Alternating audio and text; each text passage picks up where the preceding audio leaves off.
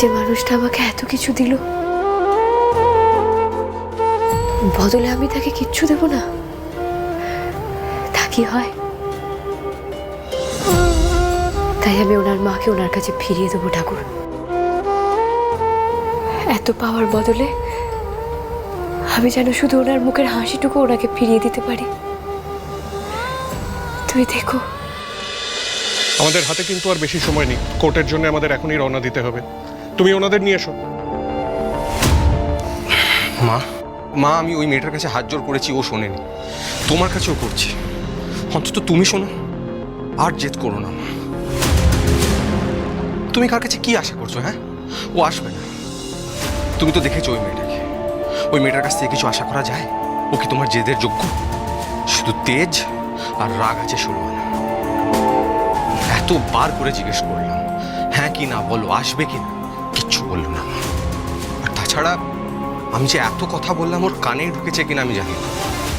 কেমন যেন বোবায় পাওয়া মানুষের মতো বুঝেছিল। মুখ দেখে পর্যন্ত বোঝার উপায় নেই যে কি ভাবছে।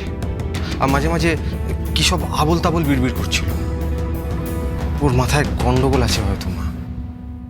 সত্যি কি মেয়েটা আসবে না? কি হলো? হ্যাঁ, মেয়েটা এলো না? না। তাহলে তাহলে এখন কি হবে? এখন আর কি হবে? যা হওয়া ছিল তাই হবে। নীল যাবে, মেয়েটা সুসুর করে চলে আসবে, তাই কখনো হয়? আরে নীল এমনিতেই দুর্বল, আর রুমকি কথা শোনার মেয়ে, ওকে ঘর ধরে নিয়ে আসতে হতো না? জোর খাটানোর চেয়ে বড় দুর্বলতা আর হয় না মন্টু। অবশ্য তুই সেটা বুঝবি না। অফিসার, আমাকে কোর্টে নিয়ে চলুন। অপেক্ষা করে আর লাভ নেই। মা তুমি জেদ করো না, আমি তোমায় কিছুতেই কাঠগড়ায় দাঁড়াতে দেবো না মা। পারমিশন দাও মা তুমি আমায়। আমি এক্ষুনি উকিল ডেকে তোমার বেলের ব্যবস্থা করছি। না নেই, আইনে যা আছে তাই হবে। তুমি কেন বুঝতে পারছো না মা? আজকে তোমায় কোর্টে তোলা হবে মানে জানো, পুলিশ কাস্টাডি থেকে জেল কাস্টাডি হয়ে যাওয়ার চান্স আছে। জেল কাস্টাডি হয়ে গেলে এর চেয়ে খারাপ অভিজ্ঞতা হবে মা। কত অসম্মান হবে তোমার। ওই একটা তুচ্ছ মেয়ের জন্য তুমি নিজের সব সম্মান বিসর্জন দেবে? বৌদিমা, বৌদিমা, আমাদের যদি নাকে খত দিতে হয় তাহলে আমরা তাও দিচ্ছি, কিন্তু আমাদের জন্য তোমার এই অসম্মান, না না, এ আমরা কিছুতেই মানতে পারছি না, কিছুতেই না। আমি একটা কথা বলছি বিজয়া, দেখো আইন আদালত এগুলো না ওই অভিমান বা ছেলে মানুষই দেখানোর জায়গা নয়। বাড়ির লোক এসব সহ্য করবে, করে আসছে, সেই পথে হাঁটবে। কিন্তু বাড়ি মানে তো গোটা দুনিয়াটা না। এই যে তুমি থানায় লক আপে বন্ধ থেকে মানে যে অসম্মান তোমার হলো, এরপর কাঠগড়ায় উঠলে তার দ্বিগুণ মানহানি হবে, সেটা কি ভেবে দেখেছো? অফিসার, আমাকে নিয়ে চলুন। মা মা তুমি তো সন্ধ্যার মতো জেদ করছো মা। ওই মেয়েটার নয় মাথাটা ঠিক নেই, কিন্তু তুমি তো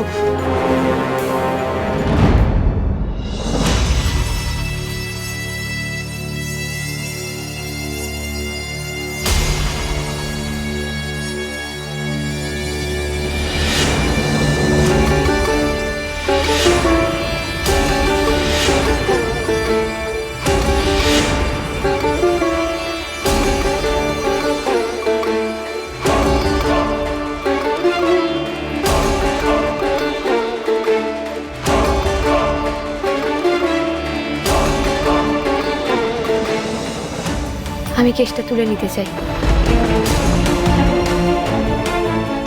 কি কি করতে হবে বলুন? মেয়েটা এলো শেষ অবধি, তাহলে তখন অমন করলো কেন? ফাইলগুলো নিয়ে এসো। তুই বস, এখানে বস, আমি দিচ্ছি। তাড়াতাড়ি দাও কাগজগুলো।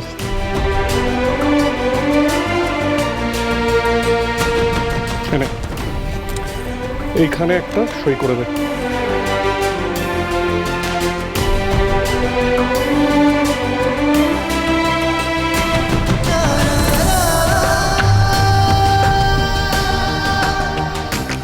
থ্যাংক ইউ, একদম সময় মতো এসে গেছেন আপনি।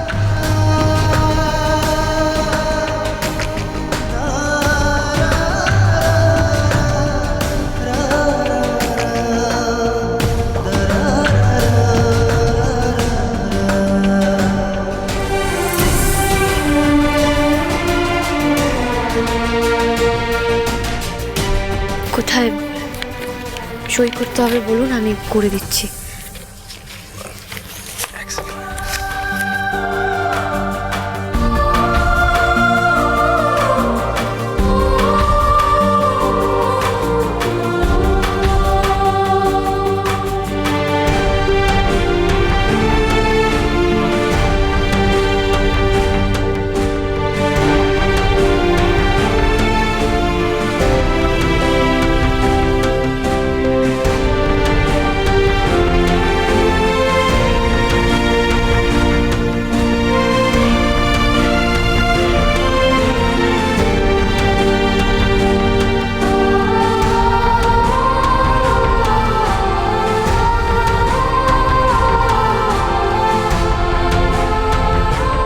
মেয়েটার মুখ এমন শুকনো কেন? নীল যে বলল তেজ আর রাগ 16 আনা, সে তো আমিও দেখেছি আগে, কিন্তু সেই তেজ তো এখন নেই। আচরণে আত্মবিশ্বাস স্পষ্ট, কিন্তু কিন্তু কোথাও যেন একটু অন্যরকম, আলাদা, একটু সুর কাটা। হ্যাঁ ঠিক আছে, হয়ে গেছে। মা, উনি কেস তুলে নিয়েছেন, এবার তুমি বাড়ি ফিরে যাবে।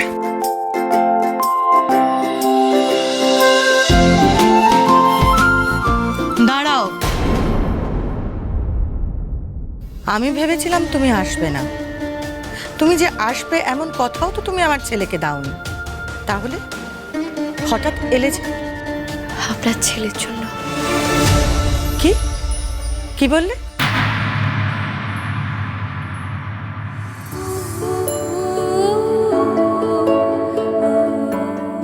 আমি আপনাকে শাস্তি দিতে চেয়েছিলাম,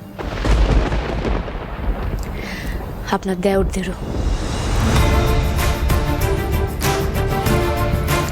কিন্তু কিন্তু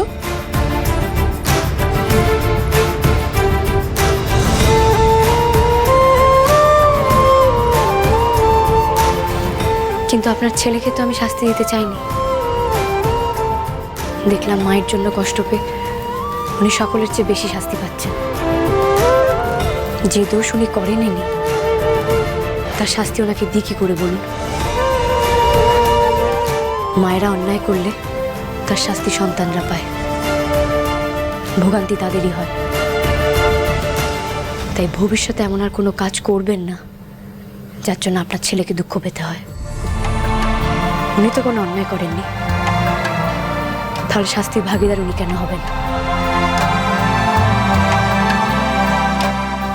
নীল, যাও সন্ধ্যাকে বাড়ি পৌঁছে দিয়ে এসো।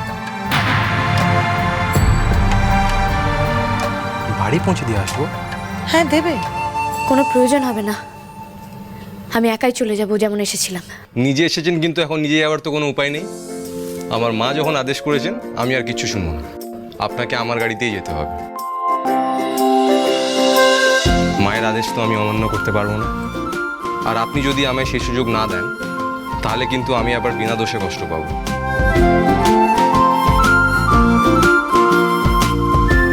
আসুন আমার সাথে।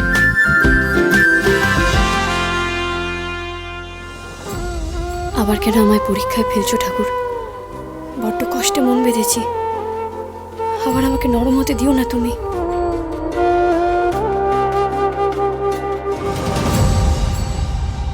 কি ব্যাপার বলতো? হঠাৎ এই সন্ধ্যাকে এত খাতির করছে কেন প্রতিমা? আরে বাবা, ওই সই করে কেসটা তুলে নিল না, সেই জন্য।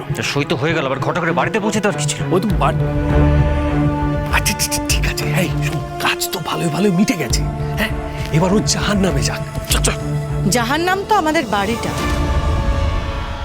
সেখানেই ওকে পাঠাবো তাহলে।